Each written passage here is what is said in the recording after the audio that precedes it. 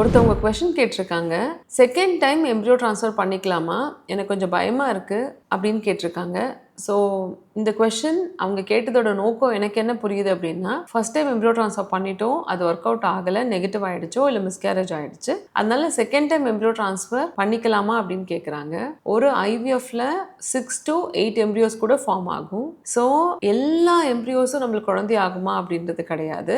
Even 25 to 30 இயர்ஸ்ல நீங்க இருந்தா கூட உங்களுக்கு 30% ஆஃப் எம்ப்ரியோஸ் வந்து குறையுள்ள எம்ப்ரியோஸா இருக்கலாம். 70% நார்மலா இருக்கும். அதனால டெஃபினட்டா உங்களுக்கு எம்ப்ரியோஸ் இருந்ததுன்னா செகண்ட் டைம் போய் எம்ப்ரியோ ட்ரான்ஸ்ஃபர் பண்ணுங்க. டிஸ்கஸ் வித் யுவர் டாக்டர் வேற என்ன இம்ப்ரூவ் பண்ண முடியும், யுட்ரோசைட்ல என்ன இம்ப்ரூவ் பண்ண முடியும், எம்ப்ரோசைட்ல என்ன இம்ப்ரூவ் பண்ண முடியும் அப்படின்றத பார்த்து டெஃபினட்டா கோ ஹெட். பயப்பட வேண்டாம். நீங்க உங்க பயமா இருக்குனாலும் அதை உங்க டாக்டர் கிட்ட சொன்னா அதுக்கு என்ன பண்ண முடியும்ன்றதை அவங்க உங்ககிட்ட சொல்ல போறாங்க.